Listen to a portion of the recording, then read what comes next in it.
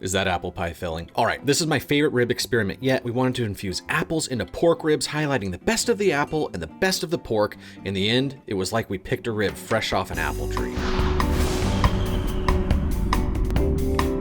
Welcome back, it's Mike C from HLM BBQ, and behold the Granny Smith green apple. We chose the Granny Smith specifically for its tart apple flavor and its ability to hold up in long cooks. So cut it in half, save that other half for later, quarter it, and throw that into a blender, followed by a cup of apple juice. Then you're gonna add a quarter cup of apple cider vinegar. We're looking to make a marinade that will deeply penetrate the ribs with apple flavor and hold up in a long cook. Now add some Worcestershire sauce and some Razzle Dazzle. This is our seasoning and it pairs incredibly well with ribs. Now blend it all up until completely smooth. The apple cider vinegar will help tenderize the ribs, but also reinforce that flavor. Now, let's prep our ribs, get them out of the packaging, wipe them dry, check for any loose bones, and cut off any pieces of meat that you're not gonna eat. Then score the back of the rib. We still want some membrane on there to keep these held together because we're gonna pierce them with a fork. This is a little trick I like to use to help get marinades deeply penetrated into meats.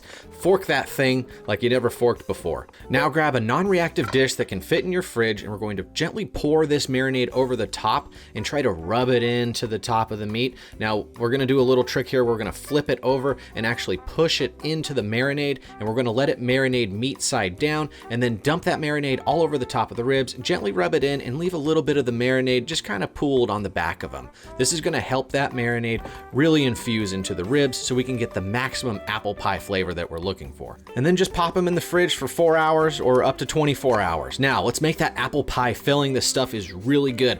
Peel the apple and take out the core, and then we're gonna put a very fine mince on this. We want to extract all the apple flavor, but without losing the structure of the apple. They should be about the size of apple seeds. Then get a pan over medium heat, squirt in some olive oil or butter, and toss the apples in, then caramelize them for a few minutes. They should look like this. Then add 1 3/4 cups of apple juice. Reserve that last quarter of apple juice for later. Then you're gonna put 2 tablespoons of brown sugar in, and then about 1 tablespoon of barbecue seasoning. We're using Back Rub, which is our all-purpose seasoning. We want to reinforce the barbecue flavor. Bring this to a simmer and let it reduce for about 20 minutes, stirring frequently. Then when it starts to thicken, add cornstarch slurry, followed by a nice few shakes of pumpkin pie or cinnamon spice. I want this to be thick and about this consistency where it's just dripping off the spoon. Set it aside while we prepare our ribs again. Remove those ribs from the fridge. They should have been in there for at least 4 hours, and now drain off the excess marinade, and there should be a little leftover apple paste. Don't get rid of that apple paste. We're gonna use it as our binder for our barbecue seasoning. We're using our Back Rub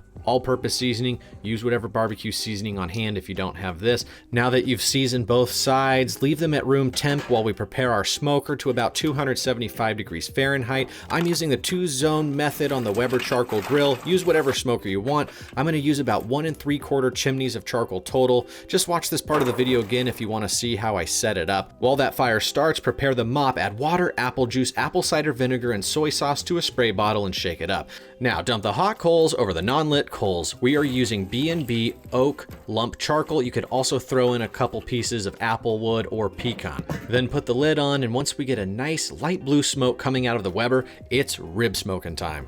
Now the ribs should have a nice tacky look to them. The seasoning should be well stuck on there. If there's any missing spots, just give them a little sprinkle. We're gonna put it in the colder portion of the smoker. This is why we're using 2 zones to keep 1 zone away from the direct heat. Now, cover the ribs. Now we've been dealing with some intermittent weather. It's been raining. For the barbecue.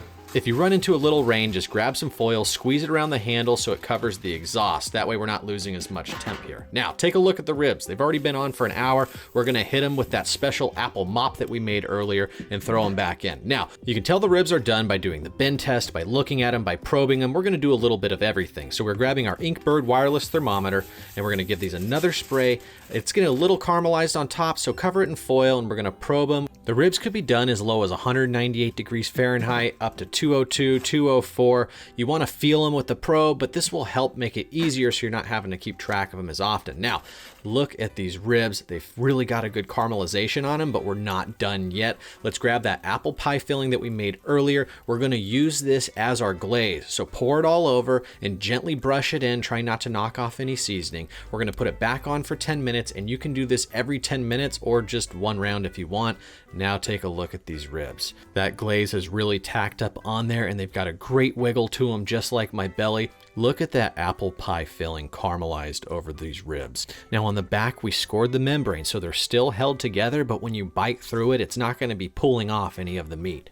Take a look at this smoke ring and the juice coming out of this. Now we didn't do a traditional wrap, which would help keep the moisture in. The marinade helped retain all of that juice and all of that flavor. Now traditional bark is going to have a more tacky look to it. This is a caramelized bark, something a little different than what I'm used to, but I'm not disappointed at all. That is a candied apple rib. Threw it on the charcoal grill.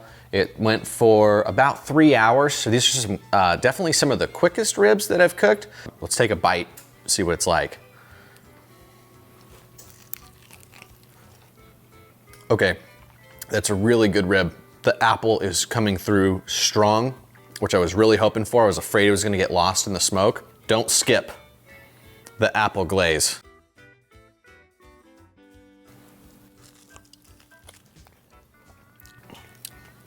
This is one of my favorite ribs I've ever made in my life. The apple is super strong. Oh, that little crispy bit. Everything caramelized really well on here. It's not too salty. The rib is perfectly tender, extremely juicy, and they cooked in like 3 hours.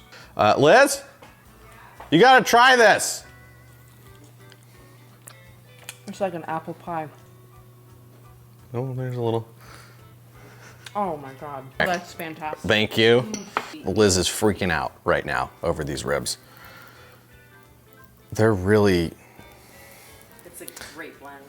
they're magic. They're magical ribs. I think I say it in every one of my videos, but I mean it. Thank you everyone that continues to show up. And if this is your first time, thanks for showing up. We love to barbecue. We love cooking all kinds of food. We just love to eat pretty much anything in sight. So if it's available, probably gonna eat it. If you guys have any ideas for us, we wanna hear them. Drop them in the comments below, please. If you haven't subscribed yet, please do. Please go try these ribs. Seriously, if you don't try any of my other recipes, just try these ribs. Thanks for showing up. We'll see you guys in 1 week. All right, bye.